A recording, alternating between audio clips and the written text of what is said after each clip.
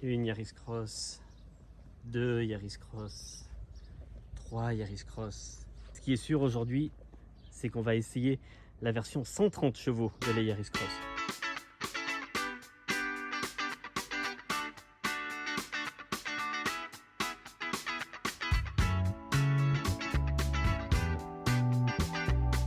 Ça, c'est le nouveau Yaris Cross et sa motorisation inédite de 130 chevaux. Mais avant de vous le présenter plus en détail, repositionnons-le dans son contexte.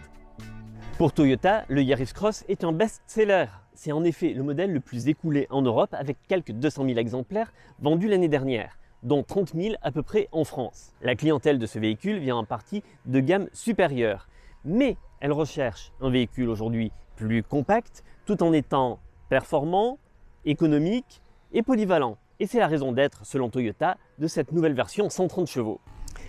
Et en dehors de cette nouvelle teinte appelée vert aventurine, vous ne trouverez aucune différence esthétique avec la version précédente. Alors, faisons simple et prenons-en le volant.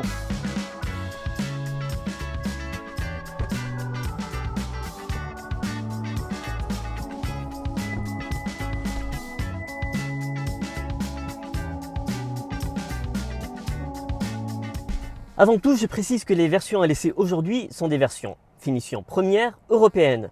C'est-à-dire qu'il y aura des petites différences avec la version vendue en France qui bénéficiera en plus d'un toit panoramique, d'un volant chauffant et d'une caméra à 360 degrés. Je m'installe le dos, c'est un peu brut, la poignée n'est pas très pratique.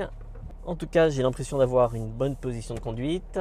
Il y a un réglage lombaire électrique. Alors tous les réglages sont manuels, mais on a un lombaire électrique. Alors il y a un tout nouveau combiné multimédia. Toyota nous a dit qu'il était beaucoup plus réactif qu'avant. En tout cas, la voiture démarre en mode électrique.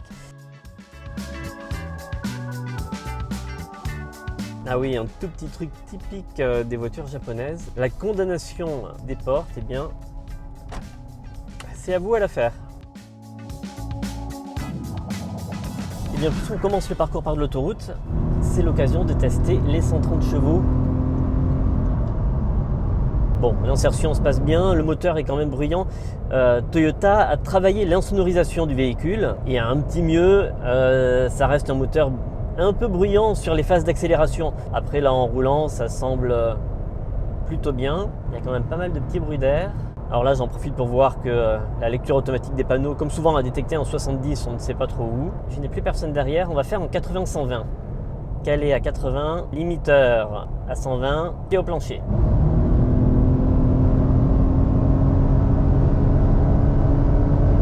Pas une grande puissance, c'est un petit confort d'utilisation par rapport au 116. Ce qui est recherché à la rigueur, c'est un petit gain de sécurité justement sur des dépassements. Vous disposez de 3 modes de conduite. On a le mode Eco, Normal et Power. On sent quand même une vraie différence entre ces modes, surtout entre le Eco et le Power. Donc quand on est sur autoroute, j'aurais tendance à conseiller, en tout cas pour les moments où on veut accélérer, où on veut dépasser, d'être sur le Power. Là je suis en montée, il y a un camion qui double, un camion à la peine. J'ai des reprises, j'ai aucun souci d'insertion. Donc le 130 chevaux remplit la mission pour laquelle il a été conçu. Avoir de l'agrément de conduite. Un petit mot avant de sortir de l'autoroute sur le régulateur de vitesse. Alors il a été retravaillé pour avoir un freinage plus souple. Un cran supplémentaire a été installé pour avoir une distance de sécurité plus grande avec le véhicule qui précède. On va faire une petite pause, je vais vous présenter un peu plus en détail certaines parties du véhicule et puis ensuite on passera sur une partie route.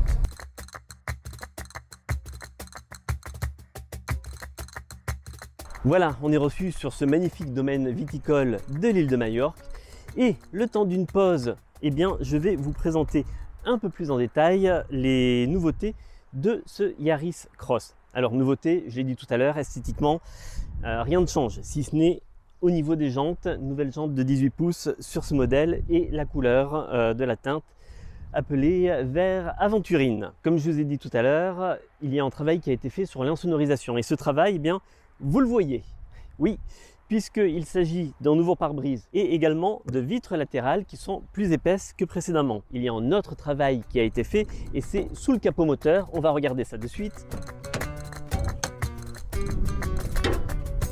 Il est assez simple à ouvrir et c'est pas toujours le cas. Allez, je vous amène avec moi sous le capot moteur. On a le fameux 3 cylindres 1,5 litre.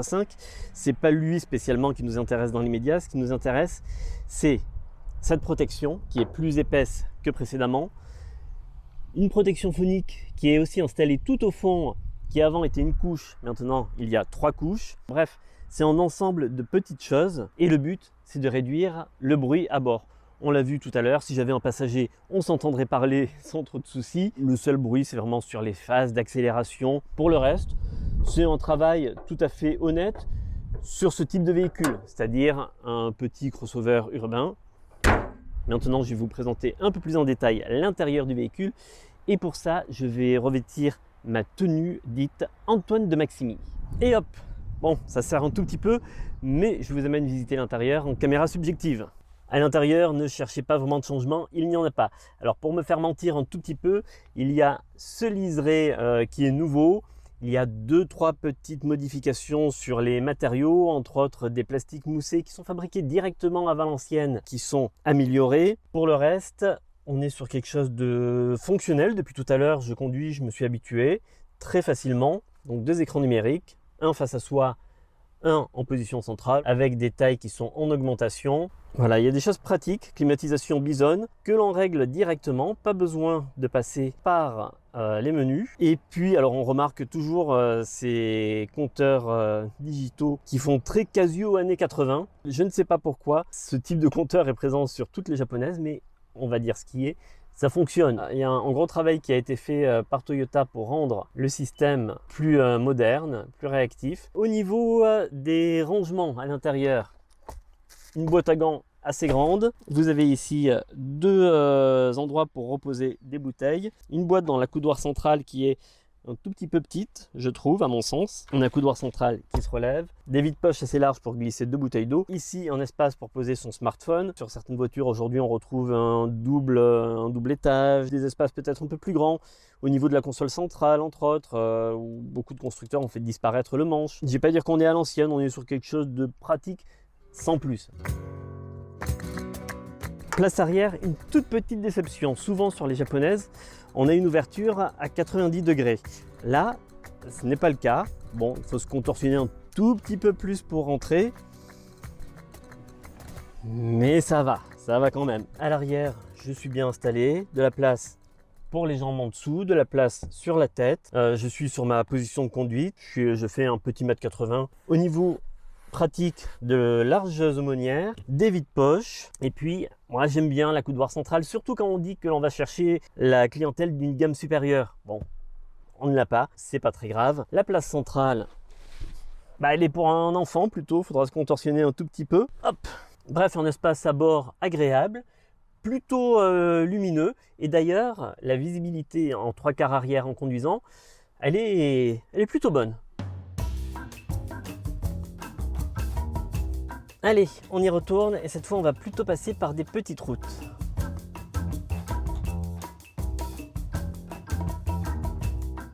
Je vais régler la voiture en mode de conduite normale. J'ai remis l'ordinateur de bord à 0 pour la consommation. Dans les conditions de l'essai d'aujourd'hui, je suis obligé de me fier à l'ordinateur de bord pour cela. Mais en général, s'il se montre un peu optimiste, c'est tout de même modéré. On a délacé, on a démonté, ça permet de bien tester cette motorisation et de voir si l'hybride s'en sort bien dans ces conditions. Alors quand on fait le choix d'une hybride, on fait quand même le choix d'essayer de faire des économies. Donc je vais essayer d'avoir une conduite raisonnable, de lever le pied au bon moment. Alors sur ce Yaris Cross, les nouveautés, on l'a vu, elles ne sont pas à l'extérieur, elles sont à l'intérieur, elles sont sous le capot, elles sont aussi sur la partie sécurité et aide à la conduite. Je vous propose de les regarder ensemble. Toyota a particulièrement travaillé du côté de l'électronique et des aides à la conduite en série ou en option selon les finitions. La marque a ainsi installé ou amélioré des systèmes prenant en compte le terrain, la pente, l'état du trafic ou les habitudes de conduite pour optimiser la recharge de la batterie. Niveau sécurité, le Yaris Cross intègre entre autres une assistance au freinage prenant en compte la présence de motos ou d'un véhicule arrivant de face, ou une autre aide pour éviter une collision avec un véhicule arrivant par le côté. Le régulateur adaptatif est amélioré avec une assistance à la décélération, une assistance préventive au dépassement ou une réduction de la vitesse en courbe. Le limiteur est couplé à la lecture des panneaux pour prévenir d'un dépassement de vitesse ou l'adapter automatiquement. Un système d'arrêt d'urgence en cas d'absence de réaction du conducteur pouvant être assimilé à un malaise est également présent. L'éclairage est aussi amélioré avec des feux de route désormais adaptatifs. Bref, c'est un ensemble de nouveautés permettant au Yaris Cross de rester largement à niveau dans le domaine de l'électronique embarquée. Que sur les routes les plus serrées, avec le plus de virages, eh bien, on a une bonne sensation en main. On a une direction qui est précise, qui est informative. On n'a pas de flou, donc on est en confiance tout simplement. En termes de suspension, c'est un tout petit peu ferme, alors ça se ressent. Quand c'est pas en billard, on ressent un peu les imperfections de la route, c'est pas désagréable, c'est juste un tout petit peu ferme. Niveau vent latéral, on pourrait craindre un peu par rapport au format SUV. Le Yaris Cross est assez peu sensible à ce niveau-là par rapport à d'autres modèles. On a vraiment une voiture qui tient bien en main, donc j'ai envie de dire que c'est la voiture qui met en confiance quand on a les enfants à l'arrière. D'ailleurs, on les entend pas depuis tout à l'heure. Ça va bien les enfants? Bah où ils sont? Et puis pour parler motorisation, je vais passer un petit coup de fil à mon confrère Alan Froly. Alan, ça va? Oui, et toi? Bah écoute, je suis à Majorque, il fait beau, je me suis arrêté pour t'appeler, je me suis mis sur le bord de la route. Je voulais que tes lumières nous éclairent tous. Toyota, quand il nous parle d'hybride, qui se recharge toute seule.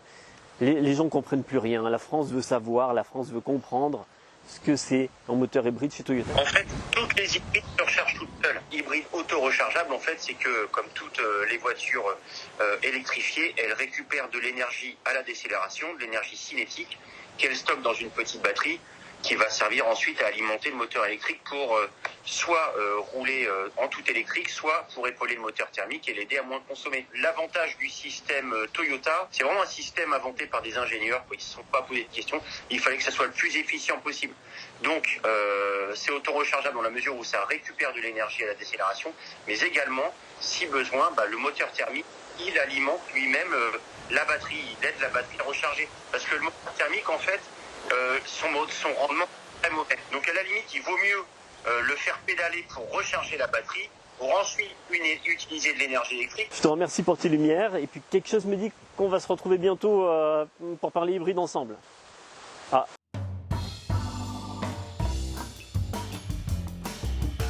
À la conduite, il y a un petit point qui moi me dérange un tout petit peu, c'est la sensation à la pédale de frein. Lorsqu'on fait un freinage un tout petit peu appuyé, mais pour s'arrêter en carrefour ou en feu rouge, on a une remontée un peu violente dans la pédale de frein. C'est un peu dommage en termes de feeling de conduite. Voilà, en sortie de virage, le 130 chevaux reprend bien. Virage classique, virage en épingle, virage en montée. Cette motorisation amène peut-être le petit plus effectivement qu'il pouvait manquer à la version 116 pour être agréable au quotidien en fait, tout simplement. On apprécie vraiment dans le confort de conduite la linéarité à l'accélération. Il n'y a pas les envolées lyriques des boîtes CVT dont on avait l'habitude, cette espèce de moulin qui tourne. Si le moteur a ce petit bruit rock reconnaissable, la partie accélération boîte de vitesse est franchement agréable.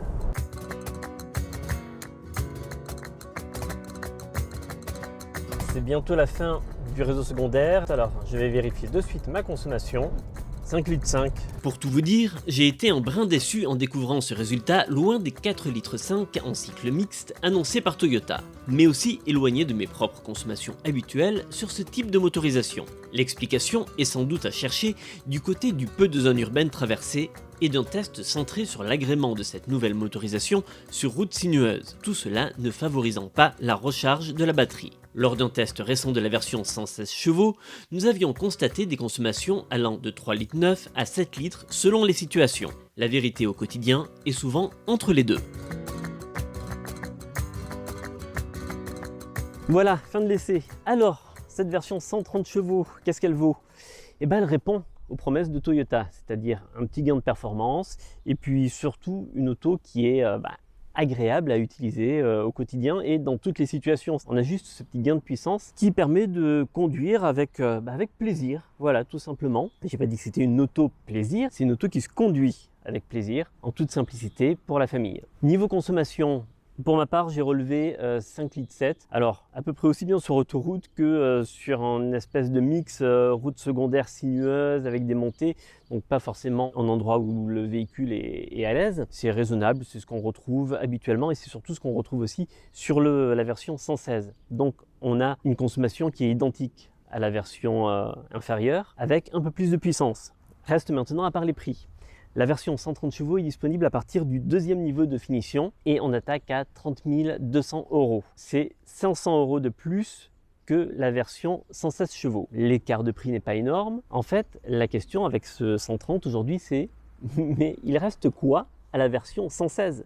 Donc on est tenté de conseiller cette version 130 au moment de l'achat. Une chose est sûre pour Toyota, eh bien, en concession, aujourd'hui, il y a cette nouvelle offre qui permet de dire nous avons du 116, nous avons du 130. Jusqu'ici, ça faisait défaut par rapport à la concurrence. Et le Yaris Cross, qui est la 4e vente en France sur son segment, eh bien, n'a pas trop peur de la concurrence pour les temps à venir.